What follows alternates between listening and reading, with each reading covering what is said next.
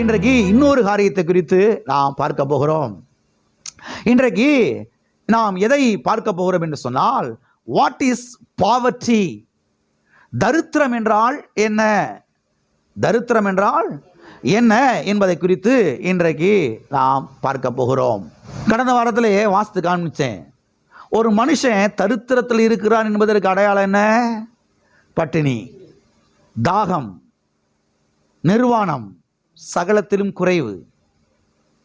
பெரிய ஐஸ்வர்யவான்கள் சாப்பாட்டுக்காக ரோட்டில் வந்து படுத்து கிடக்கிறாங்க இல்லையா? போன வாரம் வாஸ்தம் இல்லையா? புலம்பல் புஸ்தகத்தில் ரத்தாம்பர உடுத்தினவர்கள், லக்ஸரியில் வாழ்ந்தவங்க குப்பை மேடுகளை அணைத்து கொண்டிருக்கிறார்கள். பிள்ளைகள் தண்ணீர் கேட்கிறார்கள், தண்ணீர் கொடுக்க முடியல. நாவு மேல் வாயோடே ஓட்டி கொண்டது. இதெல்லாம் ஒரு மனுஷன் தரித்திரத்தில் இருக்கிறான் என்பதற்கு அடையாளம். இதையெல்லாம் இயேசு கிறிஸ்து கல்வாரி சிலுவையில் என்ன செய்தார்? அடைந்தார், ஏற்றுக்கொண்டார் என்பதை குறித்து நாம் தெளிவாக பார்த்தோம். ஆகவே அதை தொடர்ந்து இன்றைக்கு இந்த காரியத்தை குறித்து நாம் பார்க்க போகிறோம். What is poverty? தரித்திரம் என்றால் என்ன என்பதை குறித்து இன்றைக்கு நாம் பார்க்க போகிறோம். ஓகே, முதலாவதாக தரித்திரம் என்பது அது ஒரு சாபம் என்று சத்திய வேதம் சொல்லுகிறது. தரித்திரம் என்பது அது ஒரு சாபம் என்பதை சத்திய வேதத்திலே நம்மால் பார்க்க முடிகிறது. தரித்திரம் என்றால் என்ன? தரித்திரம் என்பது எது? தரித்திரம் என்பது அது ஒரு சாபம். அநேகர் என்ன நம்புகிறார்கள் என்றால், தரித்திரம்தான் ஆசீர்வாதம் என்று நம்புகிறார்கள். ஆச்சரியமா இருக்குது. அநேக கிறிஸ்தவ பிரசங்கியார்கள், கிறிஸ்தவ போதகர்கள், கிறிஸ்தவ விசுவாசிகள், பல வருடங்களாய் சபைக்கு போகிறவர்கள், அவங்க என்ன நம்புறாங்க? தரித்திரம்தான் ஆசீர்வாதம் என்று நம்புகிறார்கள். தரித்திரம்தான் சிறந்த ஒரு வாழ்க்கை, சிறந்த ஒரு வழி என்று நம்புகிறார்கள். தரித்திரம்தான் பரிசுத்த வாழ்க்கையின் உச்சகட்டம் என்று அநேக கிறிஸ்தவர்கள் நம்புகிறார்கள். தரித்திரம்தான் உன்னதமான ஒரு அனுபவம், உன்னதமான ஒரு வாழ்க்கை என்று அநேக கிறிஸ்தவ விசுவாசிகள் நம்புகிறார்கள். இது முற்றிலும் தவறான ஒரு எண்ணமாகும். அருமையான தேவனுடைய பிள்ளைகளை கவனியுங்கள். ஏனென்றால் தரித்திரம் என்பது அது ஒரு சாபம் என்று சத்தியவேதம் திட்டவட்டமாய் நமக்கு போதிக்கிறது. தரித்திரம் என்பது அது ஒரு சாபம் என்று சத்தியவேதம் போதிக்கும் பொழுது, பிறகு எப்படி தரித்திரத்தை அது ஒரு ஆசீர்வாதம் சொல்ல முடியும்? தரித்திரத்தை எப்படி மேன்மை பாராட்டி பேச முடியும்? ஆச்சரியமா இருக்குது பாருங்க. சில கிறிஸ்தவங்களை பார்க்கும் போது தரித்திரத்தை குறித்து மேன்மை பாராட்டி பேசுறாங்க. தரித்திரத்தில் வாழ்றதா மேன்மை, தரித்திரத்தில் வாழ்றதா பரிசுத்தம். ஆச்சரியமா இருக்குது. வீட்டில் இருக்கிற பிள்ளைங்கள சாப்பாடு இல்லாமல் பட்னியா கிடக்குறாங்க. எல்லாம் இருக்கிறீங்களா? உடுத்திக்கிறதுக்கு ட்ரெஸ் இல்லை, சாப்பிட்றதுக்கு உணவு இல்லை, ஸ்கூல் ஃபீஸ் கட்ட முடியல, காலேஜ் ஃபீஸ் கட்ட முடியல, நல்ல ஒரு ட்ரெஸ் எடுத்து கொடுக்க முடியல பிள்ளைகளுக்கு, ஒரு கிறிஸ்துமஸ் புது வருஷத்துக்கு கூட வாங்கி கொடுக்க முடியல. இவ்வளவுத்துலையும் இருந்துட்டு பிறகு தரித்திரத்தை குறித்து தான் அவங்க மேன்மை பாராட்டுறாங்க. தரித்திரத்தை குறித்து தான் அவங்க வந்து பாருங்க மார்பு தட்டிக்கிறாங்க. தரித்திரத்தை குறித்து தான் அவங்க வந்து பெருமை அடைகிறார்கள். ஆச்சரியமா இருக்குது. ஏன்னா அவங்க சபையில அப்படி போதிக்கிறாங்க. சபையில அப்படி போதிக்கிறாங்க. அதுக்கு பாருங்க வசனங்கள் எல்லாம் அந்த மாதிரிலாம் எடுத்து இங்கே பாருங்க, இந்த வசனம் இப்படி, இந்த வசனம் இப்படி பாருங்க. அது பாருங்க, அந்த கான்செப்டே வேற மாதிரி இருக்கும், அதனுடைய பின்னணியே வேற மாதிரி இருக்கும். அது யாருக்கு சொன்னா, எவங்களுக்கு சொன்னாங்க, ஏன் சொன்னாரு, அதெல்லாம் யோசிக்கிறதே கிடையாது. எங்கேயாவது ஒரு வசனத்தை எடுத்து வச்சிங்க பாரு, நீ இப்படி தான் இருக்கணும், போதிச்சு அடிச்சு மண்டைக்குள்ள இறக்கி விட்டுட்டாங்க. சபையில் இருக்கிற எல்லாரும் பார்த்தீங்கன்னா முக்காவாசி பேர் ஏழை தான், முக்காவாசி பேர் தரித்திரத்தில் தான் இருக்கிறாங்க, முக்காவாசி பேர் பார்த்தீங்கன்னா கடனுக்குள்ளே தான் இருக்கிறாங்க. ஏன்னா அப்படிப்பட்ட போதனை என்ன செய்கிறாங்க, அப்படிப்பட்ட பிரசங்கத்தை அவங்க கேட்குறாங்க. அருமையான தேவனுடைய பிள்ளைகளை ஆழமாய் கவனியுங்கள்.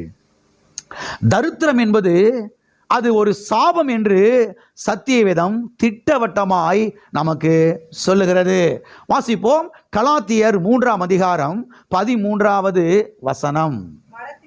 மரத்திலே தூக்கப்பட்ட எவனும் சபிக்கப்பட்டவன் என்று எழுதி இருக்கிறபடி கிறிஸ்து நமக்காக சாபமாகி நியாயப்பிரமாணத்தின் சாபத்திற்கு நம்மை நீங்களாக்கி மீட்டு கொண்டார். மரத்திலே தூக்கப்பட்ட எவனும் சபிக்கப்பட்டவன் என்று எழுதியிருக்கிறபடி கிறிஸ்து நமக்காக சாபமாகி நியாயப்பிரமாணத்தின் சாபத்திற்கு நம்மை நீங்களாக்கி மீட்டு கொண்டார். கிறிஸ்து யாருக்காக சாபமானார்? இங்கே சொல்லப்பட்டிருக்கிறது, கிறிஸ்து நமக்காக. எல்லாரும் சொல்லுங்க, கிறிஸ்து எனக்காக சாபமானார். ஆமென். எதற்கு நம்மை நீங்களாக்கி மீட்டு கொண்டார்? இங்கே சொல்லப்பட்டிருக்கிறது, நியாயப்பிரமாணத்தின் சாபத்திற்கு நம்மை நீங்களாக்கி மீட்டு கொண்டார். எல்லாம் சொல்லுவோம், நியாயப்பிரமாணத்தின் சாபத்துக்கு என்னை நீங்களாக்கி மீட்டு கொண்டார். நியாயப்பிரமாணத்தின் சாபத்திற்கு என்னை நீங்களாக்கி மீட்டு கொண்டார். ஆமென். அப்ப எதற்கு நம்மை நீங்களாக்கி மீட்டு கொண்டார் என்றால், நியாயப்பிரமாணத்தின் சாபத்திற்கு நம்மை நீங்களாக்கி மீட்டு கொண்டார். சரி, நியாயப்பிரமாணத்தின் சாபம் என்றால் என்ன? அதான கேள்வி. நியாயப்பிரமாணத்தின் சாபத்திற்கு என்னை நீங்களாக்கி மீட்டு கொண்டார். ரைட், விளங்குது. இப்ப நியாயப்பிரமாணத்தின் சாபம் என்றால் என்ன? நியாயப்பிரமாணத்தின் சாபம் என்பது 3 வகைப்படும். நியாயப்பிரமாணத்தின் சாபம் என்பது 3 வகைப்படும். ஒன்று வியாதி, இன்னொன்று தரித்திரம், இன்னொன்று அகால மரணம். வியாதி, தரித்திரம், அகால மரணம், இந்த 3 தான் நியாயப்பிரமாணத்தின் சாபமாகும். சிலர் நினைக்கலாம், இந்த 3 வார்த்தையுமே இங்கே பயன்படுத்தப்படவில்லையே, பிறகு எப்படி இந்த 3 தான் நியாயப்பிரமாணத்தின் சாபம் என்று நீங்கள் சொல்லுகிறீர்கள் என்று நீங்கள் நினைக்கலாம். அருமையானவர்களை கவனியுங்கள், இந்த 3 வார்த்தையும் இங்கே பயன்படுத்தப்படவில்லை என்றாலும், இங்கே பயன்படுத்தப்பட்டிருக்கிற வார்த்தை என்னவென்றால் நியாயப்பிரமாணத்தின் சாபம். என்ன சாபம்? நியாயப்பிரமாணத்தின் சாபம். கவனிங்க, நியாயப்பிரமாணத்தின் சாபம்தான் வியாதி, தரித்திரம், அகால மரணம். இந்த 3 தான் நியாயப்பிரமாணத்தின் சாபமாகும். அது மாத்திரமல்ல, சிலர் கேட்கலாம், இந்த 3 தான் நியாயப்பிரமாணத்தின் சாபம் என்று நீங்கள் எதை வச்சு சொல்றீங்க? எதை வச்சு சொல்றீங்க? இந்த 3 தான் நியாயப்பிரமாணத்தின் சாபம் என்று நீங்கள் எதை வைத்து சொல்லுகிறீர்கள் என்று நீங்கள் கேட்கலாம், யோசிக்கலாம். சத்தியவேதம் தெளிவாய் சொல்லுகிறது, இந்த 3 தான் நியாயப்பிரமாணத்தின் சாபம் என்று. சரி, எந்த வேத பகுதி, எந்த வேத வசனம் இந்த 3 தான் நியாயப்பிரமாணத்தின் சாபம் என்று சொல்லுகிறது? அதை கண்டுபிடிக்கணும். இப்ப அதை ஆராய்ச்சி பண்ணி பார்க்கணும். நியாயப்பிரமாணத்தின் சாபம், அதற்கு கர்த்தர் நம்மை நீங்களாக்கி மீட்டு கொண்டார். சரி, நியாயப்பிரமாணத்தின் சாபம் என்பது எது? வியாதி, தரித்திரம், அகால மரணம். அகால மரணம் என்பது என்ன?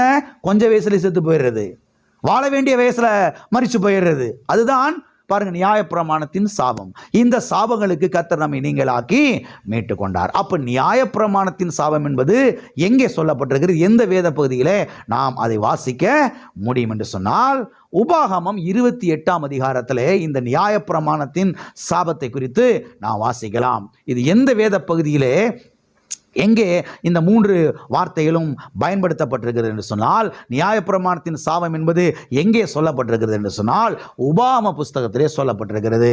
எல்லாரும் உபாகம புஸ்தகம் 28ஆம் அதிகாரத்தை திருப்பி வைத்துக் கொள்ளுங்கள். எல்லாரும் கவனிங்க. இப்ப உபாகமம் 28ஆம் அதிகாரம் 1ஆம் வசனம் முதல் 14வது வசனம் வரைக்கும் ஆசீர்வாதங்களை குறித்து பேசுகிறார். நீ போகையிலும் ஆசீர்வதிக்கப்பட்டிருப்பாய், வருகையிலும் ஆசீர்வதிக்கப்பட்டிருப்பாய். நீ பட்டணத்திலும் ஆசீர்வதிக்கப்பட்டிருப்பாய், கிராமத்திலும் ஆசீர்வதிக்கப்பட்டிருப்பாய். நீ கையிட்டு செய்யும் வேலையிலெல்லாம் கர்த்தர் என்ன செய்வார்? ஆசீர்வதிப்பார். நல்ல பொக்கிஷசாலையாகிய வானத்தை திறப்பார். நீ அநேக ஜாதிகளுக்கு கடன் கொடுப்பாய், நீயோ கடன் வாங்காதிருப்பாய். உன் ஆடு மாடுகள் பழுகி பெருகும், உன்னுடைய பறவைகள் பழுகி பெருகும், உன்னுடைய நிலங்கள் கனிகளை கொடுக்கும், உன்னுடைய நிலத்தில் விளைச்சல் உண்டாகும், உன்னுடைய கற்பத்தின் கனி, அதாவது உன்னுடைய பிள்ளைகள் என்ன செய்யப்படுவார்கள்? ஆசீர்வதிக்கப்படுவார்கள். கர்த்தருடைய நாமம் உனக்கு தரிப்பிக்கப்பட்டது என்று பூமி ஜனங்கள் எல்லாம் கண்டு உனக்கு பயப்படுவார்கள் என்று, இப்படி ஆசீர்வாதங்களை குறித்து உபாகமம் 28ஆம் அதிகாரம் 1ஆம் வசனம் முதல் 14ஆம் வசனம் வரைக்கும் என்ன செய்ய முடியும்? நாம் அங்கே வாசிக்க முடியும். இப்ப உபாகமம் 28ஆம் அதிகாரம் 15வது வசனத்திலிருந்து 68வது வசனம் வரைக்கும் நாம் அங்கே எதை வாசிக்கிறோம் என்று சொன்னால், நியாயப்பிரமாணத்தின் சாபத்தை குறித்து வாசிக்கிறோம். எதை குறித்து வாசிக்கிறோம்? நியாயப்பிரமாணத்தின் சாபத்தை குறித்து அங்கே அவர் பேசுகிறார். இந்த வேத பகுதியை வாசிக்கும் பொழுது, இந்த வேத பகுதியை நீங்கள் வாசித்து பார்த்தீர்கள் என்று சொன்னால், இப்ப நான் சொன்ன இந்த 3 வார்த்தைகளும் மாறி மாறி மாறி மாறி திரும்ப திரும்ப திரும்ப உபயோகப்படுத்தப்பட்டிருக்கும். ஒன்று வியாதியை குறித்து அங்கே சொல்லப்பட்டிருக்கும், இல்லை என்றால் தரித்திரத்தை குறித்து, வறுமையை குறித்து, பசியை குறித்து, பட்டினியை குறித்து, ஏழ்மை குறித்து, வறட்சியை குறித்து, இல்லாமையை குறித்து அங்கே சொல்லப்பட்டிருக்கும். அடுத்தபடியாக அகால மரணத்தை குறித்து அங்கே சொல்லப்பட்டிருக்கும். லிட்டரலா எழுத்தின்படியே அந்த வார்த்தை உபயோகப்படுத்தப்படாட்டினாலும் இப்படிப்பட்ட வார்த்தைகள் வேறே வார்த்தைகளாலே அங்கே என்ன செய்யப்பட்டிருக்கும்? பயன்படுத்தப்பட்டு இருக்கும். எனவே தரித்திரம் என்பது அது ஆசீர்வாதம் கிடையவே கிடையாது, அது சாபம் என்பதை தேவனுடைய பிள்ளைகள் தெளிவாய் புரிந்து கொள்ள வேண்டும். இங்க இருக்கிற யாருமே, இந்த சபைக்கு வருகிற யாருமே தரித்திரத்தை குறித்து மேன்மை பாராட்டி என்ன செய்யக்கூடாது.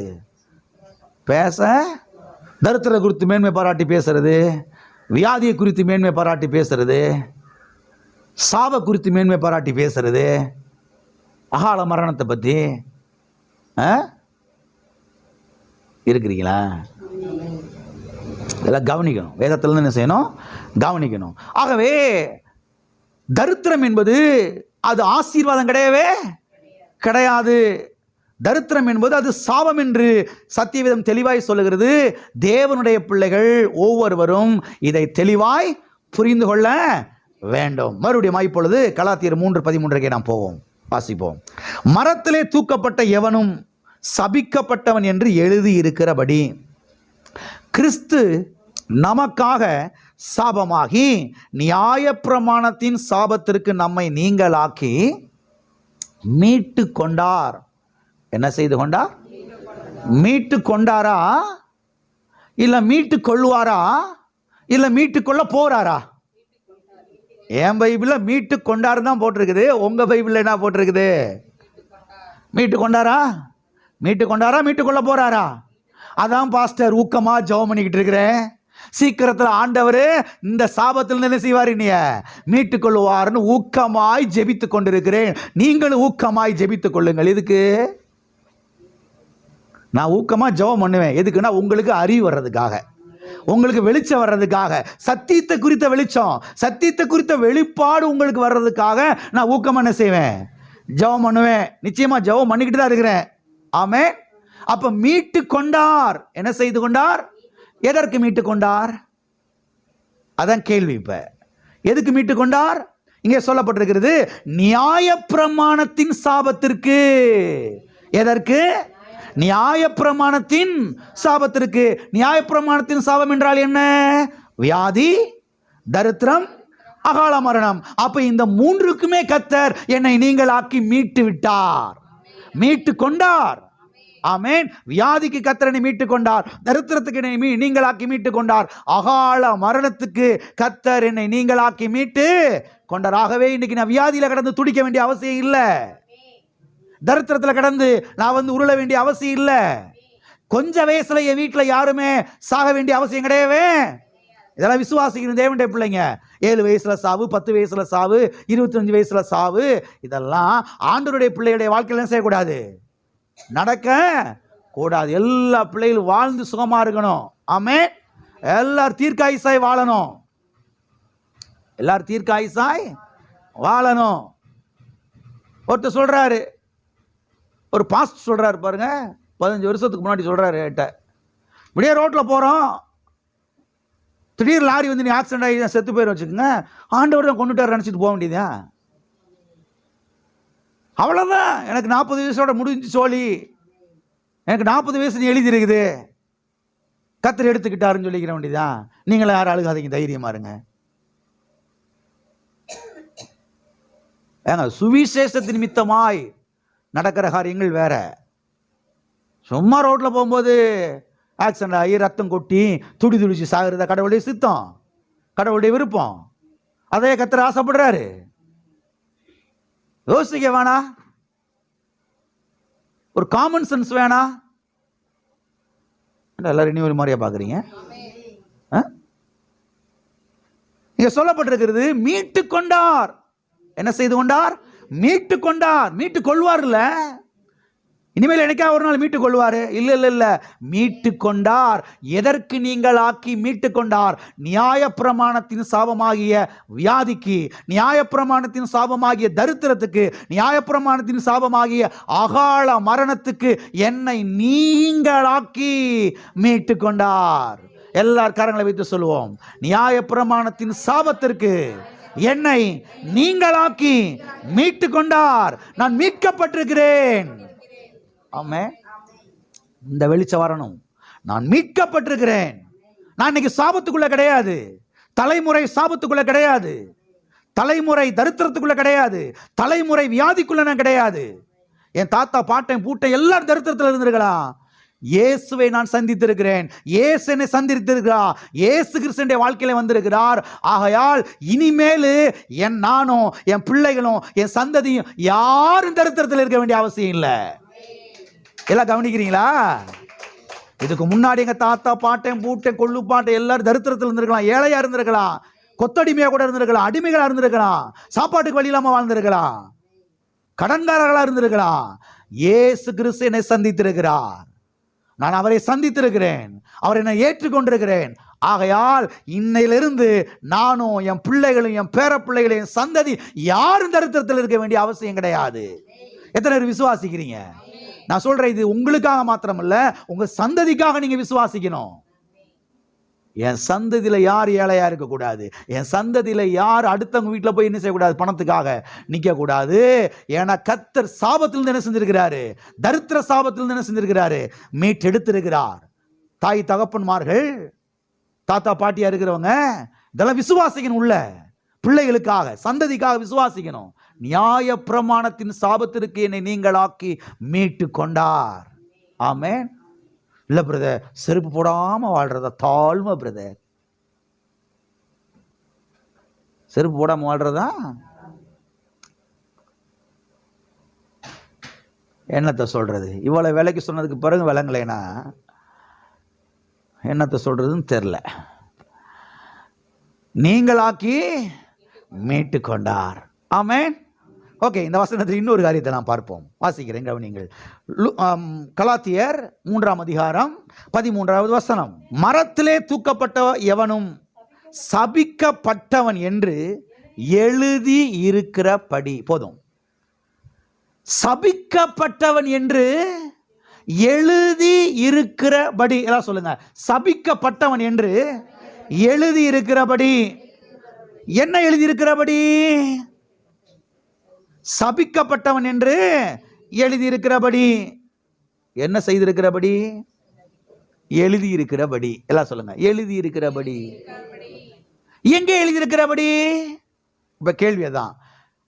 மரத்திலே தூக்கப்பட்ட எவனும். நல்லா கவனிங்க.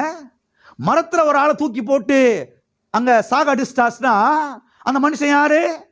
சபிக்கப்பட்டவன். யார் அந்த மனுஷன்? சபிக்கப்பட்டவன். சிலுவை மரத்துல தூக்கி ஒரு மனுஷனை அரைஞ்சாச்சுனா, சாகடிச்சாச்சுனா அது என்னது? அவன் சபிக்கப்பட்டவன். அப்ப இந்த வசனம் என்ன சொல்லுகிறது?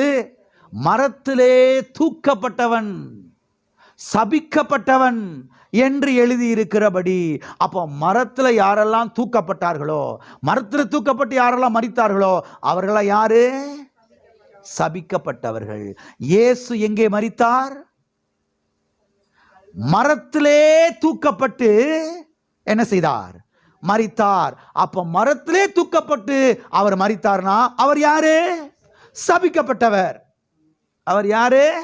சபிக்கப்பட்டவர். இங்கே சொல்லப்பட்டிருக்கிறது எழுதி இருக்கிறபடி. எல்லாம் சொல்லுங்க, எழுதி இருக்கிறபடி.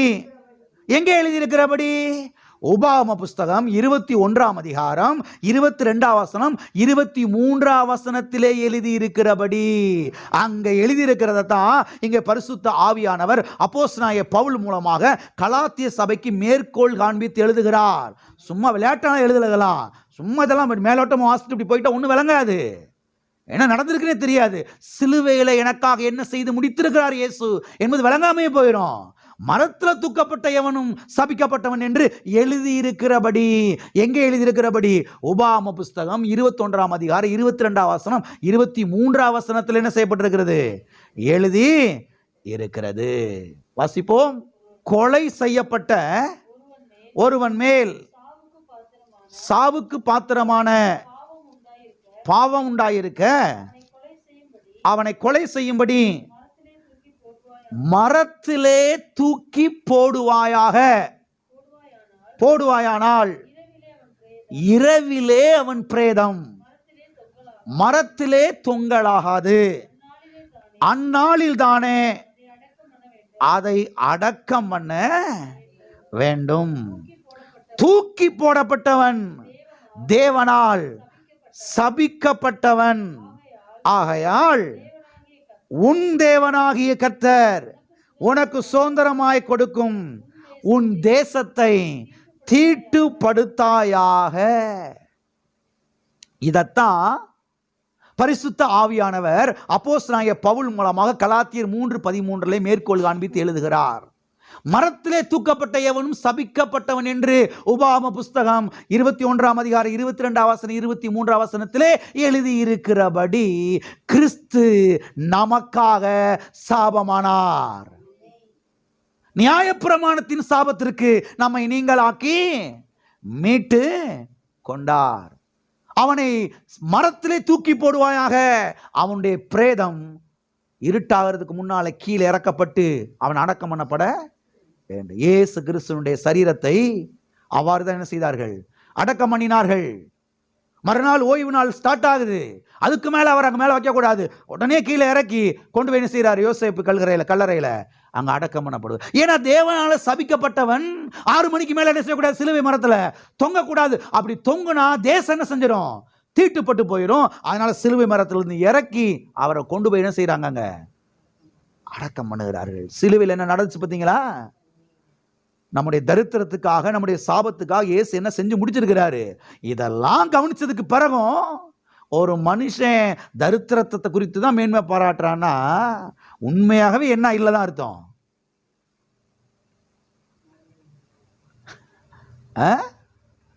யோசிங்க. மரத்திலே தூக்கப்பட்ட எவனும் சபிக்கப்பட்டவன் என்று எழுதி இருக்கிறபடி இயேசு கிறிஸ்து மரத்திலே தூக்கப்பட்டார். சிலுவை மரத்திலே தூக்கப்பட்டார். அங்கே எழுதி இருக்கிறபடி என்று சொல்லப்பட்டிருக்கிறது. ஆகவே இங்கே நாம் பார்க்கிறோம், அவனை மரத்திலே தூக்கி போடுவாயாக. தூக்கி போடப்பட்டவர்கள் தேவனாலே என்ன செய்யப்பட்டவர்கள்? சபிக்கப்பட்டவர்கள் என்று. எனவே இதைத்தான் கலாத்தியர் 3ஆம் அதிகாரம் 13ஆம் வசனத்திலே நாம் வாசிக்கிறோம். மரத்திலே தூக்கப்பட்ட எவனும் சபிக்கப்பட்டவன் என்று எழுதி இருக்கிறபடி கிறிஸ்து நமக்காக என்ன செய்தார்? சாபமானார். எனவே ஆண்டவராய் இயேசு கிறிஸ்து கல்வாரி சிலுவையிலே சபிக்கப்பட்டவராய்த்தான் அவர் தொங்கினார் என்று சத்திய வேதம் தெளிவாய் நமக்கு என்ன செய்கிறது? போதிக்கிறது. பிதாவாகிய தேவன் முழு மனுக்குலத்தின் சாபத்தை எல்லாம் எடுத்து இயேசு கிறிஸ்துவின் மேல் என்ன செய்தார்? அவர் சுமத்தினார். ஆகையால் தான் கலாத்தியர் 3:13 சொல்லுகிறது, கிறிஸ்து நமக்காக சாபமானார். பக்கத்தில் கைப்பிடி சொல்லுங்க, கிறிஸ்து உங்களுக்காக சாபமானார். யாருக்காக சாபமானார்? உங்களுக்காக, நமக்காக, நம் ஒவ்வொருவருக்காக கல்வாரி சிலுவையில் என்ன செய்தார்? அவர் சாபம் ஆனார். எனவே அவர் எனக்காக சாபமாகி இருப்பார் என்றால் இன்றைக்கு நான் சாபத்தில் இருக்க வேண்டிய அவசியம் கிடையவே கிடையாது. இன்றைக்கு நான் ஆசீர்வாதமாய்த்தான் இருக்க வேண்டும். ஆமென். எத்தனை கிளியர் ஆயிடுச்சு? இன்னைக்கு நான் ஆசீர்வாதமாய்த்தான் இருக்க வேண்டும். ஆசீர்வாதமாய்த்தான் நான் இன்றைக்கு. எனவே அநேகர் மூடத்தனமாய் நம்புகிறதை போல தரித்திரம் ஒரு ஆசீர்வாதம் கிடையாது. தரித்திரம் மேன்மையான ஒரு அனுபவம் கிடையவே கிடையாது. தரித்திரம் ஒரு உன்னதமான அனுபவம் கிடையவே கிடையாது. தரித்திரம் ஒரு சிறந்த வாழ்க்கை கிடையவே கிடையாது. தரித்திரம் என்பது பரிசுத்தத்தின் உச்சகட்டம் கிடையவே கிடையாது. தரித்திரம் என்பது ஒரு சாபமாகும். இந்த சாபத்தை இயேசு கிறிஸ்து கல்வாரி சிலுவையில் சுமந்து தீர்த்து விட்டார். ஆமென். ஆகவே நீங்கள் சாபத்தை வெறுக்க வேண்டும். தரித்திரத்தை வெறுக்க வேண்டும், வியாதியை வெறுக்க வேண்டும், அகால மரணத்தை என்ன செய்ய வேண்டும்? வெறுக்க வேண்டும். ஆசீர்வாதமான காரியங்களை என்ன செய்ய வேண்டும்? விரும்ப வேண்டும். எல்லாம் இருக்கிறீங்களா? சரி, இப்ப இன்னொரு காரியத்தை பார்ப்போம். தரித்திரம், சாபம் எவ்வளவு கொடூரமானது என்பதை கொஞ்சம் நம் சத்திய வேதத்திலே பார்ப்போம். இந்த தரித்திரம் எவ்வளவு கொடூரமானது, இந்த சாபம் எவ்வளவு கொடூரமானது, கொஞ்சம் இதை நாம பார்ப்போம். சாபம், தரித்திரம் என்ன பண்ணுச்சு தெரியுமா? அண்ட சராசரங்களையும் படைத்த இயேசுவையே பட்டினியை தொங்க விட்டுருச்சு. எது? தரித்திரம். எதுங்க? தரித்திரம். அப்ப தரித்திரம் எவ்வளவு கொடூரமானது பாருங்க. அவரை தாகமாய் தொங்க விட்டது, அவரை நீசக்கோலமாய் தொங்க விட்டது, அவரை அவமானப்படுத்தினது, அவருடைய சரீரத்தை சின்னாபின்னமாக பீத்தது. எது? இந்த தரித்திரம். தரித்திரம் எவ்வளவு கொடூரமானது என்பதை புரிந்து கொள்ள வேண்டும். எனவே இன்றைக்கு நாம் செய்ய வேண்டியதெல்லாம் ஒன்றே ஒன்றுதான். இயேசுவே, நீர் கல்வாரி சிலுவையிலே என்ன செய்து முடித்தீர் என்பதை நான் அப்படியே விசுவாசிக்கிறேன் என்பதுதான் இன்றைக்கு நாம் செய்ய வேண்டியது. ஆமென். எனக்காக கல்வாரி சிலுவையிலே நீர் என்ன செய்தீர் என்பதை அப்படியே விசுவாசிக்கிறேன் ஆண்டவரே. மண்டகருவம் பேச மாட்டேன், தலைப்புரட்டுத்தனமா நான் பேச மாட்டேன், ஹெட் வெயிட்டா நான் பேச மாட்டேன், அடுத்தவங்களை ப்ளீஸ் பண்றது மாதிரி நான் பேச மாட்டேன் ஆண்டவரே. ஒரு நாள் தரித்திரத்தை குறித்து மேன்மை பாராட்டி பேச மாட்டேன். ஏன்னா அந்த தரித்திரம் உம்மை நிர்வாணப்படுத்தினது சிலுவையிலே. அந்த தரித்திரம் உம்மை தாகமாய் தொங்க விட்டது, அந்த தரித்திரம் உம்மை பசியாய் தொங்க விட்டது, பட்டினியை தொங்க விட்டது, உம்மை நீச கோலமாய் தொங்க விட்டது இந்த தரித்திரம். இந்த தரித்திரத்தை குறித்து நான் மேன்மை பாராட்டினேன்னா எனக்கு அறிவு கிடையவே கிடையாது. எனவே ஒரு நாளும் என்னுடைய வாழ்க்கையில நான் தரித்திரத்தை குறித்து என்ன செய்ய மாட்டேன்? மேன்மை பாராட்டி பேச மாட்டேன். எனவே அவர் பட்ட பாடுகள், அவர் கொடுத்த கிரயம், அவர் செய்து முடித்த தியாக பலி, அதன் மேலே வைக்கிற விசுவாசம், இதுதான் நம்மை வாழ வைக்கும். இதுதான் நம்மை தரித்திரக்குள்ளிருந்து விடுதலையாக்கும். அருமையான தேவனுடைய பிள்ளைகளே, எல்லாம் இருக்கிறீங்களா? ஒரு நாள் தரித்திரத்தை குறித்து என்ன செய்யக்கூடாது? மேன்மை பாராட்ட பேசக்கூடாது. ஒரு முறை பாருங்க, பாலியாங்கிச்சு என்கிற பிரசங்கியார், அவர் ரட்சிக்கப்பட்டு ஊழியத்துக்கு வந்தாராம். ஊழியத்துக்கு வந்தபோது கர்த்தர் மேல ஒரு அன்பு, கர்த்தர் மேல ஒரு பாசம், எல்லாருக்கும் சுவிசேஷம் அறிவிக்கணும்னு சொல்லிட்டு ஒரு அன்பு, ஒரு பாசம். அதனால பாருங்க, தெருவில் போய் பிரசங்கம் பண்ணுவாராம். தெருவில் போய் நின்று இப்படி பிரசங்கம் பண்ணுவாராம். என்ன பிரசங்கம் பண்ணுவாராம்? அங்கே பாருங்க, மக்கள் கூட்டம் கூட்டமாக நின்றுக்கிட்டு இருப்பாங்களாம். சொல்லுவாராம், இந்த பாரு, நீ இயேசு ஆண்டவரை ஏற்றுக்கொள்ளலைன்னா நீ நரகத்துக்கு போயிடுவ, நீ நரகத்துக்கு போயிடுவ. நரகம் எவ்வளவு மோசமானது தெரியுமா? நரகம் எவ்வளவு கொடூரமானது தெரியுமா? நரகத்துக்கு போனேனா நீ வேதனை அனுபவிப்ப, இப்படியாக்க அப்படியாக்குன்னு சொல்லி பாருங்க, பயங்கரமா பேசிக்கிட்டே இருப்பாரா பாருங்க. ஒரு முறை ஒரு இடத்துல பேசிக்கிட்டு இருந்தாராம், நீ இயேசு ஏற்றுக்கொள்ளல நீ எங்க போயிடுவ? நரகத்துக்கு போயிடுவ அப்படின்னு பேசிக்கிட்டு இருந்தாராம். அங்க ஒரு பெண்ணு உள்ள வந்தாங்களாம். ஒரு பேசிக்கிட்டு இருக்கிறத கிராஸ் பண்ணி உள்ள வந்தாங்களாம். ஓ பிரசங்கியார், நிறுத்துமையா முதல்ல, நரகன் என்ன நமக்கு தெரியுமா? முதல்ல இவர் அமைதி ஆயிட்டாராம் பாருங்க. நரகன் என்னன்னு தெரியுமா முதல்ல நமக்கு? செத்த பிறகு நீ நரகத்துக்கு போறது. நான் இன்னைக்கே நரகத்தில் வாழ்ந்துகிட்டு இருக்கிறேன். புருஷன் டெய்லி குடிச்சிட்டு வந்து அடிக்கிறான், சிக்கன் 65 வாங்கி குமிச்சு வச்சு திங்கிறான், பிள்ளையெல்லாம் பார்த்துக்கிட்டு இருக்கிறாங்க, அடி தாங்க முடியல, பிள்ளைகள்லாம் சதுரி போய் கிடக்குறாங்க, டெய்லி அடின்னு அடிச்சு எங்களை சின்னாபனம் ஆக்குறான். என் வீட்டை விட என் குடும்பத்தை விட ஒரு பெரிய நரகம் இந்த உலகத்தில் இருக்குதா? என்ன நீர் பெரிய பிரசங்கம் பண்ணிக்கிட்டு இருக்கிறீரு? இன்னைக்கு செத்தா இயேசுவை நீ ஏற்றுக்கொள்ள நரகத்துக்கு போயிருவீருன்னு டெய்லி நரகத்தை அனுபவிச்சுட்டு இருக்கிறேன். டெய்லி இந்த மனுஷன் கூட வாழ்றதே ஒரு நரகம் தான். சாப்பாடு இல்லை, பசியா இருக்குது, பிள்ளைகளுக்கு படிக்க வைக்க முடியல, ஸ்கூல் ஃபீஸ் கட்ட முடியல, ஒன்றும் செய்ய முடியல, வாடகை கொடுக்க முடியல, பிள்ளைகளுக்கு பால் வாங்க முடியல, பிள்ளைங்க பாலுக்கு அது கத்துறாங்க. இதை விட என்னையா பெரிய நரகம்? என்னமோ இயேசு ஆண்டவரை ஏற்றுக்கொள்ள நரகத்துக்கு போயிடும் கத்துருவேன் அப்படின்னு சொல்லி பயங்கரமாக தான் பேசிருச்சான் பாருங்க. இவருக்கு மனுஷனுக்கு மனசு ரொம்ப வேதனை ஆயிடுச்சான். மனுஷன் தலையை தொங்க போட்டு துக்கத்தோடு எல்லாத்தையும் பேக் பண்ணிட்டு வீட்டுக்கு போயிட்டாராம் பாருங்க. வீட்டுக்கு போயிட்டு ரூமை போட்டுட்டு உட்காந்து ஆண்டவர்கிட்ட அழுதாராம். ஆண்டவரே, என்னையா ஒரு பொம்பளை இப்படி பேசிட்டா, இந்த மாதிரி வாங்குன்னு வாங்கிட்டா 4 பேருக்கு முன்னால.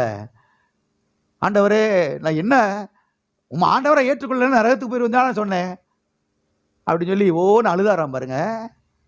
கர்த்தருடைய சத்தம் அவர் கேட்க ஆரம்பிச்சிச்சான். ஆவியானவர் அப்படியே மெல்லமா பேச ஆரம்பிச்சாராம். யாங்கிச்சோ, நீ என்ன பிரசங்கம் பண்ணேன்னு கொஞ்சம் கவனிச்சு பார்த்தியா? நீ என்ன பிரசங்கம் பண்ணேன்னு கொஞ்சம் கவனிச்சு பார்த்தியா? போய் தெருவில் நின்றுட்டு என் அன்பை பத்தி பிரசங்கம் பண்ணு. கர்த்தர் உன்னை நேசிக்கிறார், கர்த்தர் உன்னை வாழ வைப்பார், கர்த்தர் உன்னை காப்பாற்றுவார், கர்த்தர் உன் தரித்திரத்தை போக்குவார், கடன் பிரச்சனையிலிருந்து உன்னை தூக்கி எடுப்பாரு, அந்த வறுமையிலிருந்து உன்னை தூக்கி எடுப்பாரு, உன்னை வாழ வைப்பார், உன் பாவத்தை மன்னிப்பாரு, உன் அக்கிரமங்களை மன்னிப்பார், உன்னை மீறுதல்களை மன்னிப்பாரு. என் அன்பை பத்தி சொல்லு, என் கல்வாரி அன்பை பத்தி சொல்லு. நீ என்ன பிரசங்கம் பண்ற? நரகத்தை பத்தி பிரசங்கம் பண்ற, நரகத்தை பத்தி எக்ஸ்பிளைன் பண்ணிக்கிட்டு இருக்க நீ அப்படின்னு சொல்லி சொன்னாராம் பாருங்க. அன்னைக்கே ஒரு உணர்வடைந்து சரி ஆயிட்டாராம் பாருங்க. அப்புறம் பாருங்க போய் பிரசங்கம் பண்ணாராம். மக்கள் கூட்டம் கூட்டமா ரசிக்கப்பட்டு வந்தாங்களா சபைக்கு. எல்லாம் இருக்கிறீங்களா? அப்ப தரித்திரத்தை குறித்து என்ன செய்யக்கூடாது? மேன்மை பாராட்டி பேசக்கூடாது. கிறிஸ்தவர்கள் தரித்திரத்தை குறித்து என்ன செய்யக்கூடாது? கிறிஸ்தவர்களும் சரி, கிறிஸ்தவ பிரசங்கியார்களும் சரி, எதை குறித்து மேன்மை பாராட்டி பேசக்கூடாது? தரித்திரத்தை குறித்து மேன்மை பாராட்டி பேசக்கூடாது. அவருடைய அன்பை குறித்து, அவருடைய கல்வாரியை குறித்து, அவருடைய நேசத்தை குறித்து, அவர் கல்வாரி சிலுவையிலே பட்ட பாடுகளை குறித்து, அவர் கல்வாரி சிலுவையிலே கொடுத்த அந்த விளைக்கரையத்தை குறித்து, அவருடைய தழும்பை குறித்து, அவர் தலையில ஏற்றுக்கொண்ட அந்த முள்முடியை குறித்து, அதை குறித்த ஒரு மேன்மை பாராட்டல், அதை குறித்த ஒரு பெருமை. நானோ நம்முடைய கர்த்தராகிய இயேசு கிறிஸ்துவின் சிலுவையை குறித்தே அல்லாமல் வேற ஒன்றையும் குறித்து நான் மேன்மை பாராட்டாது இருப்பேனாக. வேற எதை குறித்து மேன்மை பாராட்டாது இருப்பேனாக? தரித்திரத்தை குறித்து மேன்மை பாராட்டுறது, ஐஸ்வர்யத்தை குறித்து மேன்மை பாராட்டுறது இல்ல இல்ல இல்ல இல்ல. நான் கர்த்தரை குறித்து மேன்மை பாராட்டுகிறேன். ஆமென். ஆகவே எழுதி இருக்கிறதே. அப்ப தரித்திரம் எவ்வளவு கொடூரமானது என்பதை கவனிக்கணும். தரித்திரம் எவ்வளவு கொடூரமானது என்பதை என்ன செய்யணும்? தேவனுடைய பிள்ளைகள் கவனிக்கணும். ஆகவே போய் தேவ அன்பை பத்தி சொல்லுங்க. 4 பேருக்கு ஆண்டவரை பத்தி சொல்லும் போது எதை பத்தி சொல்லுங்க? தேவ அன்பை பத்தி சொல்லுங்க. இங்க பாரு, நீ இன்னைக்கு செத்த நேரங்க தான் போவ. இதை சொல்றதுக்கு ஒரு ஆள் தேவையா? இதை சொல்றதுக்கு ஒரு ஆள் வேணுமா? போய் சொல்லுங்க. ஏசு உன்னை நேசிக்கிறார், ஏசு உங்களை அன்பா இருக்கிறாரு. உன் மேல அன்பா இருந்ததுனால தான் அவர் சிலுவையில ஜீவனை கொடுத்தாரு, ரத்தத்தை சிந்தினாரு. உன் சாபத்தை எல்லாம் அவர் ஏற்றுக்கொண்டார், உன் தரித்திரத்தை எல்லாம் அவர் ஏற்றுக்கொண்டார், உன் வறுமையெல்லாம் அவர் ஏற்றுக்கொண்டார், அதற்கு அடையாளமான முள்முடி ஏற்றுக்கொண்டார். அவரை நம்பு, அவரை விசுவாசி, உன் தரித்திரத்தை எல்லாம் போக்குவார், உன் பசி பட்டினி எல்லாம் போக்குவார், உன்னை வாழ வைப்பார்னு சொல்லுங்க. மக்கள் இயேசுவை பற்றி கொள்வார்கள். ஆமென். எல்லாம் இருக்கிறீங்களா? போய் இயேசு ஏற்றுக்கொண்டா முதல்ல கஷ்டம் வரும். என்ன வரும்? எப்படி பிசாசு மைண்டை திசை திருப்பி விட்டுருக்கான் பாருங்க. நான் நிறைய இடங்கள்ல அதை பார்க்குறேன். நிறைய பேர் கேட்குறாங்க, ஆண்டவரை நம்புனா முதல்ல கஷ்டமா வருமாம்ல, நிறைய கஷ்டமெல்லாம் கொடுத்து அப்புறம்தான் கொஞ்சம் என்ன செய்வாராம். எந்த பைபிளில் போட்டிருக்குன்னு எனக்கு தெரியல. இதெல்லாம் சொல்லி கொடுத்தது யாரு? ஏற்கனவே இந்த ஊர்ல இருந்த கிறிஸ்தவங்க நல்ல மாதிரியை காமிச்சிருக்கிறாங்க. மேடையை போட்டு கோல்டு மெடல் கொடுக்க வேண்டியதுதான். இயேசு ஏற்றுக்கொண்டா கஷ்டம் வரும்னு யாருங்க சொன்னது? கஷ்டமெல்லாம் போக்குவார், தரித்திரத்தெல்லாம் போக்குவார், வியாதியை போக்குவார், சாபத்தை போக்குவார். ஆமென். வசனத்தை சரியா புரிந்து கொண்டு சரியா போய் மக்களிடத்துல சொல்லணும் பாருங்க. ஆமென். ஆகவே தரித்திரம் கொடூரமானது. ஒரு நாளும் தரித்திரத்தை செய்யக்கூடாது, மேன்மை பாராட்டி பேசக்கூடாது. சரி, இப்போ இன்னொரு காரியத்தை பார்ப்போம். தரித்திர சாபத்தின் அந்த தன்மையை குறித்து கொஞ்சம் நாம் பார்க்கலாம். தரித்திர சாபம் அதனுடைய தன்மையை குறித்து கொஞ்சம் நம்ம பார்க்க வேண்டியது அவசியமாக இருக்கிறது. ஒரு சில வசனங்களை இப்போ உபாகமம் 28ஆம் அதிகாரத்தில் வாசிக்க போகிறேன். வாசிப்போம். உபாகமம் 28:33. உன் நிலத்தின் கனியையும் உன் பிரயாசத்தின் எல்லா பலனையும் நீ அறியாத ஜனங்கள் புசிப்பார்கள். நீ சகல நாளும் ஒடுக்கப்பட்டும் நொறுக்கப்பட்டும் இருப்பாய். இதுதான் சாபம். இதுதான் தரித்திரத்தினுடைய தன்மை. தரித்திரத்தினுடைய தன்மை, தரித்திர சாபத்தினுடைய தன்மை. நீ சகல நாளும் ஒடுக்கப்பட்டும் நொறுக்கப்பட்டும் இருப்பாய். இது ஒரு வாழ்க்கையா? பட்டியல் போட்டு காமிக்கிறாரு. சாபத்தினுடைய பட்டியல். சாபம் என்ன பண்ணுன்றாரு? சகல நாளும் இன்னொரு மனுஷன் உங்களை ஒடுக்கிறத நீங்க விரும்புறீங்களா? அடுத்தவனுக்கு கொத்தடிமையாவே இருக்கணும், அவன் என்னை ஒடுக்கிட்டே இருக்கட்டும், அவன் பார்த்து கஞ்சி பழைய கஞ்சி கொடுத்தா கையில வாங்கி சாப்பிடுறேன், இதை நீங்க விரும்புறீங்களா? இதான் வாழ்க்கையா? எல்லாம் இருக்கிறீங்களா? சகல நாளும் நொறுக்கப்பட்டிருப்பாய். இதான் தரித்திரத்தினுடைய தன்மை, தரித்திர சாபத்தினுடைய தன்மை. இங்க சொல்லப்பட்டிருக்கிறது, உன் நிலத்தின் கனியையும் உன் பிரயாசத்தின் எல்லா பலனையும் நீ அறியாத ஜனங்கள் புசிப்பார்கள்.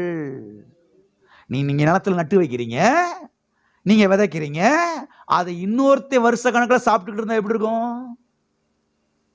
வருஷ கணக்கில் உழைக்கிறீங்க, வருஷ கணக்கில் வேலை பார்க்குறீங்க, வருஷ கணக்கில் போய் பிரயாசப்படுறீங்க, நிலத்தை நடுறீங்க, விவசாயத்தை பண்றீங்க, உழைக்கிறீங்க, மாசம் சம்பளம் வருது, ஒரு ரூபா கூட மிச்சம் இல்லாம எல்லாத்தையும் மற்றவங்க சாப்பிட்டுக்கிட்டு இருந்தானா எப்படி இருக்கும்? இதுதான் தரித்திர சாபத்தினுடைய தன்மையாகும். தரித்திர சாபத்தினுடைய தன்மையாகும். நம்முடைய பிரயாசத்தின் எல்லா பலனையும் மற்றவர்கள் சாப்பிடுவது அது ஆசீர்வாதம் கிடையவே கிடையாது. அதுதான் சாபம். நான் உழைக்கிறேன், நான் சம்பாதிக்கிறேன், நான் வேலை பார்க்கிறேன், நான் பிரயாசப்படுறேன், ஆனா இன்னொருத்தையும் அப்படி எல்லாத்தையும் சாப்பிடுறானே, அப்ப அதுக்கு பேர் என்னது? சாபம். அதுக்கு பேர் என்னது? சாபம். அப்ப நம்முடைய பிரயாசத்தின் எல்லா பலனையும் கந்து வட்டிக்காரன் சாப்பிட்டுக்கிட்டு இருந்தானா அது நல்லா இருக்குதா? நீங்க பிரயாசப்படுறீங்க, நீங்க உழைக்கிறீங்க, ஆனா எல்லாத்தையும் கந்து வட்டிக்காரனுக்கு கொடுத்துக்கிட்டே இருக்கிறீங்க, வட்டிக்காரனுக்கு கொடுத்துக்கிட்டே இருக்கிறீங்க, ஒரு ரூபா கூட மிச்சம் இல்லை. இது ஆசீர்வாதமா? சொல்லுங்க. இது என்னதுங்க? சாபம். தரித்திர சாபத்தினுடைய தன்மை இதெல்லாம். அருமையான தேவனுடைய பிள்ளைகளை கவனியுங்கள். நம்முடைய பிரயாசத்தின் பலனை நல்லா கவனிக்கிறீங்களா? நம்முடைய பிரயாசத்தின் பலனை, நம்முடைய உழைப்பின் பலனை, நம்முடைய வேலை பார்க்கக்கூடிய அந்த வேலை பார்ப்பு நிமித்தமாய் வரக்கூடிய அந்த பணம், அந்த ஆசீர்வாதம், அந்த பொருளாதாரம் எல்லாவற்றையும் நாமும் நம்முடைய பிள்ளைகளும் நம்முடைய பேர பிள்ளைகளும் சாப்பிடணும். அதுதான் ஆசீர்வாதம். அதுதான் ஆசீர்வாதம். நம்ம எல்லாம் உழைக்கிறோம், கஷ்டப்பட்டு உழைக்கிறோம், நம்ம பிள்ளைக்கு ஒண்ணுமே கிடைக்கலையே, நம்ம பேர பிள்ளைகளுக்கு ஒண்ணுமே கிடைக்கலையே, நம்ம பேத்திக்கு ஒண்ணுமே வாங்கி கொடுக்க முடியலையே, எல்லாத்தையும் அடிச்சுட்டு போயிட்டானே கந்து வெட்டிக்காரன். இது ஆசீர்வாதமா? இல்ல நான் சம்பாதிக்கிறத என் பிள்ளை சாப்பிடணும், நான் சாப்பிடணும், என் பேர பிள்ளைங்க சாப்பிடணும், என் சந்ததியார் சாப்பிடணும், அது ஆசீர்வாதமா? அமைதியா இருக்கிறீங்க? வாசிங்க சங்கீதம் 128:2. இந்த வசனத்தை அங்க கொண்டு போய் மேட்ச் பண்ணுங்க, புரியும். சங்கீதம் 128:2. உன் கைகளின் பிரயாசத்தை கந்து வெட்டிக்காரன் சாப்பிடுவான். அப்படியே போட்டிருக்குது. என்ன போட்டிருக்குது? உன் கைகளின் பிரயாசத்தை போலீஸ்காரர்கள் சாப்பிடுவார்கள். இல்ல ரெண்டு ஒரு மாதிரியா பாக்குறீங்க? உன் கைகளின் பிரயாசத்தை நீதிமன்றம் சாப்பிடும், வக்கீல் சாப்பிடுவார். அப்படி போட்டிருக்குதா? என்ன போட்டிருக்கு உங்க பைபிள்ல? உன் கைகளின் பிரயாசத்தை நீ சாப்பிடுவாய். ஆமென். உனக்கு பாக்கியமும் நன்மையும் உண்டாயிருக்கு. இது ஆசீர்வாதம். என் கையின் பிரயாசத்தை, நான் உழைக்கிறத, நான் வேலை பார்க்கிறத நான் சாப்பிடணும், என் பிள்ளைங்க சாப்பிடணும், என் பேர பிள்ளைங்க சாப்பிடணும், என் சந்ததியார் சாப்பிடணும். அதுதான் ஆசீர்வாதம். ஆமென். அடுத்து அடிச்சுட்டு போயிட்டான், அது ஆசீர்வாதமா? பக்கத்தில் கைப்பிடி சொல்லுங்க. உங்கள் கைகளின் பிரயாசத்தை நீங்கள் சாப்பிட வேண்டும், உங்கள் சந்ததியார் சாப்பிடணும், அதுதான் ஆசீர்வாதம். அல்லேலூயா. ஆகவே உபாகம் 28:33 சொல்லப்பட்டிருக்கிறது போல, உன் நிலத்தின் கனியை வேற ஒருத்தர் சாப்பிடுவான், நீ விதைக்கிறத இன்னொருத்தர் அள்ளிட்டு போயிடுவான், நீ வேலை பார்க்கறத சம்பாத்தியத்தை இன்னொருத்தர் அனுபவிப்பான்றது அது ஆசீர்வாதம் கிடையவே, அது சாபம், அது தரித்திரம், அது நமக்கு வேணாம். நம்ம கையின் பிரயாசத்தை நாம என்ன செய்யணும்? சாப்பிடணும், நம்ம பிள்ளைங்க சாப்பிடணும், நம்ம பேர பிள்ளைங்க சாப்பிடணும். அதுதான் ஆசீர்வாதம். அப்ப கர்த்தர் என்ன பண்ணியிருக்கிறாரு? சாபத்தை கல்வாரி சிலுவையிலே சுமந்து தீர்த்துட்டாரு. அந்த சாபத்திற்கு நம்மை நீங்களாக்கி மீட்டு விட்டாரு. ஆகையால் இனி வரக்கூடிய காலங்கள் எல்லாவற்றிலையும் நம்ம கையின் பிரயாசத்தை நாம சாப்பிட போறோம். நம்முடைய கையின் பிரயாசத்தை நாம சாப்பிட போறோம். ஆமென். வாசிப்போம் தரித்திர சாபத்தினுடைய தன்மை குறித்து. உபாகமம் 28:38. உபாகமம் 28:38. மிகுந்த விதையை வயலுக்கு கொண்டு போவாய், கொஞ்சமாய் அறுப்பாய், வெட்டி கிளி அதை பட்சித்து போடும். மிகுந்த விதையை வயலுக்கு கொண்டு போவாய். எவ்வளவு விதை? மூட மூடையா கொண்டு போய் விதைக்கிறோம். ஆனால் விளைஞ்சு வந்தால் ஒன்றுமே வர மாட்டேங்குது. இது என்னத்தை சொல்கிறது? உரம் போட்டாச்சு, தண்ணி பாய்ச்சியாச்சு, களை எடுத்தாச்சு, எவ்வளவோ பிரயாசப்பட்டாச்சு. இவ்வளவு பிரயாசப்பட்டு இவ்வளவு விதை விதைச்சோம், ஒரு 4-5 மூடை கூட வரலேனா? எல்லாம் இருக்கிறீங்களா? கர்த்தர் சொல்றாரு பாருங்க, இது சாபன்றாரு. மிகுந்த விதையை அள்ளிட்டு போற, ஆனால் கொஞ்சமா என்ன செய்யற? விளைச்சல் எடுக்கிற. இது ஆசீர்வாதம் கிடையாது, இது சாபம் சொல்றாரு. இந்த சாபத்தில் நான் உன்னை மீட்டு எடுத்துட்டேன்றாரு. அப்ப என்ன விளங்கிக்கிறனோ? நான் கொஞ்சம் விதைச்சா கூட நிறைய அறுவடை எடுப்பேன். அது ஆசீர்வாதம். ஆமென். நான் 8 மணி நேரம் வேலை பார்த்தாவே போதும், நல்லா இருப்பேன். ஆமென். ஓடா தேஞ்சு மாடா தேஞ்சு கழுதையா தேஞ்சலாம் ஆகணும் அவசியம் கிடையாது. 8 மணி நேரம் உட்காந்து வேலை பார்த்தாவே போதும், அதுல கர்த்தருடைய ஆசீர்வாதம் இருக்குது, நான் நல்லா வருவேன். ஆமென். அங்க சொல்லப்பட்டிருக்கிறது வெட்டி கிளிகள். என்னது? என்ன கிளி? வெட்டி கிளி. 39 வாசிங்களே, இன்னும் கொஞ்சம் விளங்கும். 28:39. திராட்சை தோட்டங்களை நாட்டி பயிரிடுவாய், ஆனாலும் நீ திராட்சை ரசம் குடிப்பதும் இல்லை, திராட்சை பழங்களை சேர்ப்பதும் இல்லை, பூச்சி அதை தின்று போடும். ஏ அப்பா, பூச்சி அதை போய் திராட்சை பழத்தை நட்டு வைக்கிறோம், அத்தி பழத்தை நட்டு வைக்கிறோம், மாதுளம் பழத்தை நட்டு வைக்கிறோம், எல்லாத்தையும் பூச்சி சாப்பிட்டு போச்சுன்னா எப்படி இருக்கும்? ஒரு பக்கத்தில் மனுஷன் அடிச்சுட்டு போயிடுற எல்லாத்தையும், அது பயங்கர கொடூரம் தான். இந்த பக்கத்தில் அவன் வராட்டான் யார் அடிச்சுட்டு போயிடுது? பூச்சி எல்லாத்தையும் சாப்பிட்டுட்டு எல்லாத்தையும் மென்று போட்டுட்டு அது பாட்டுக்கு போயிடுச்சுன்னா எதை வச்சு வாழ்றது? எப்படி வாழ்றது? எப்படி பிள்ளைகளை காப்பாற்றுறது? என்ன பண்ணுறது? அப்போ பூச்சி அடிச்சுட்டு போகிறது இதுதான், சாபந்தான். தரித்திர சாபத்தினுடைய தன்மைகள் இதெல்லாம். அருமையானவர்களை கவனியுங்கள். இங்கே சொல்லப்பட்டிருக்கிற இந்த வெட்டுக்கிளி, இந்த பூச்சி யாருக்கு அடையாளமாக இருக்குதுன்னா பிசாசுக்கு அடையாளமாக இருக்கிறது. பிசாசுக்கு அடையாளமாக இருக்கிறது. பிசாசு தான் திருடுறவன். பிசாசு தான். யோவான் 10:10 வாசிக்கிறோம் அல்லவா? திருடன் திருடவும் கொல்லவும் அழிக்க வருகிறான். அப்ப நம்முடைய விளைச்சல், நம்முடைய பலன், நம்முடைய பிரயாசம் அது திருட்டு போகிறது. தேவனுடைய சித்தம் கிடையவே கிடையாது. அது பாதுகாக்கப்படுகிறது தான் கர்த்தருடைய சித்தம். பாதுகாக்கப்படுகிறது தான் ஆசீர்வாதம். ஆமென். எனவே நம்முடைய பிரயாசத்தை, நம்முடைய பலனை, நம்முடைய விளைச்சலை பிசாசு அழித்து போடுவது தேவனுடைய திட்டம் கிடையவே கிடையாது. அதை நாம் அனுபவிப்பது தான் தேவனுடைய திட்டமாகும். கர்த்தர் பாருங்க, கல்வாரி சிலுவையிலே சாத்தானை ஜெயித்தார் என்று சத்தியவேதம் சொல்லுகிறது. சாத்தானை என்ன செய்தார்? ஜெயித்தார் என்று சத்தியவேதம் சொல்லுகிறது. பிசாசு பாருங்க, அவன் தோற்கடிக்கப்பட்டவன். பிசாசு யாரு? தோற்கடிக்கப்பட்டவன். பிசாசின் பிடியிலிருந்து பாருங்க கர்த்தர் நம்ம என்ன செய்திருக்கிறார்? விடுதலையாக்கி இருக்கிறார். எனவே அவருடைய வெற்றி நம்முடைய வெற்றி, அவருடைய வெற்றி நம்முடைய வெற்றி. ஆகவே பூச்சி அடிக்கிறது, புழு அடிச்சுட்டு போகிறது, வெட்டுக்கிளி அடிச்சுட்டு போகிறது, இன்னமும் பிசாசுடைய திருட்டு வேலைகள், அதெல்லாம் நம்முடைய வாழ்க்கையில் என்ன செய்யக்கூடாது? நடைபெற கூடாது. ஏனென்று சொன்னால் நாம் விடுதலையாக்கப்பட்டிருக்கிறோம், மீட்கப்பட்டு இருக்கிறோம். கர்த்தர் பாருங்க, தரித்திர சாபத்தில் என்ன செஞ்சிருக்கிறார்? நம்மளை மீட்டு எடுத்திருக்கிறார். ஆமென். தரித்திர சாபத்தில் என்ன செஞ்சிருக்கிறார்? கர்த்தர் நம்மை மீட்டு எடுத்திருக்கிறார். நாம் இன்றைக்கு மீட்கப்பட்டிருக்கிறோம். நாம் என்ன செய்யப்பட்டிருக்கிறோம்? இன்றைக்கு மீட்கப்பட்டு இருக்கிறோம். ஆகவே தரித்திரம் ஒரு ஆசீர்வாதம் கிடையாது. தரித்திரம் என்பது அது சாபமாகும். ஆமென். இந்த சாபத்திலிருந்து இயேசு கிறிஸ்து நம்மை நீங்கள் ஆக்கி என்ன செய்து கொண்டார்? மீட்டு கொண்டார். அடுத்த வசனத்தை வாசிங்க, 40வது வசனத்தை. ஒலிவ மரங்கள் உன் எல்கையில் இருக்கும், ஆனாலும் அதன் எண்ணெயை நீ பூசிக்கொள்வதில்லை. உன் ஒலிவ மரத்தின் பிஞ்சுகள் உதிர்ந்து போகும். என்ன செஞ்சிடும்?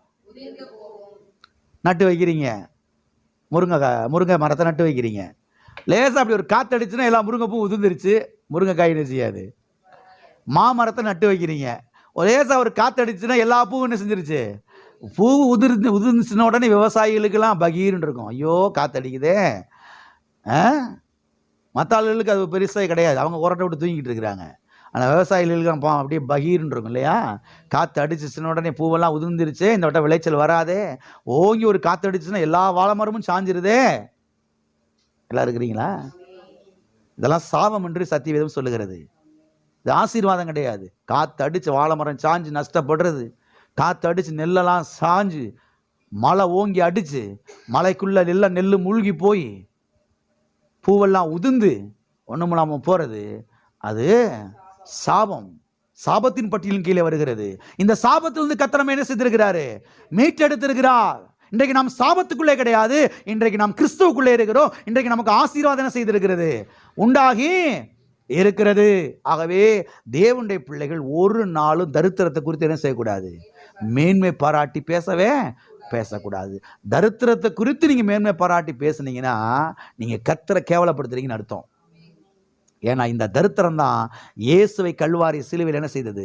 நீச கோலமாய் தொங்க வைத்தது, அவரை பட்டினியாய் தொங்க வைத்தது, அவரை தாகத்தோடு தொங்க வைத்தது, அவற்றில் இருக்கிற எல்லாவற்றையும் உரிந்தடித்தது. அதனால தேவனுடைய பிள்ளைகள் ஒரு நாள் எதை குறித்து மேன்மை பாராட்டி பேசக்கூடாது? தரித்திரத்தை குறித்து மேன்மை பாராட்டி பேசக்கூடாது. அவருடைய கல்வாரியை குறித்து, அவருடைய ரத்தத்தை குறித்து, அவருடைய தழும்பை குறித்து, அவருடைய காயங்களை குறித்து, அவர் சிலுவையிலே பட்ட பாடுகளை குறித்து என்ன செய்ய வேண்டும்? மேன்மை பாராட்டி பேச வேண்டாம். எல்லா கரங்களை வைத்து சொல்லுவோம், கிறிஸ்து எனக்காக சாபமாகி நியாயப்பிரமாணத்தின் சாபத்திலிருந்து என்னை நீங்களாக்கி மீட்டு கொண்டார். நான் மீட்கப்பட்டிருக்கிறேன். ஆமென்.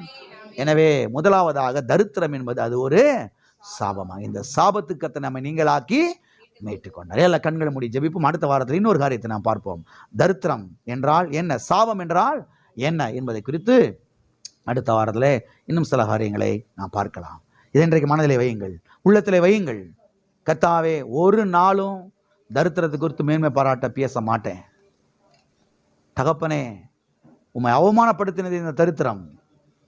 உம்முடைய சரீரத்தில் உண்டான ஆடைகளெல்லாம் உரிந்ததே இந்த தரித்திரம், இந்த சாபம்.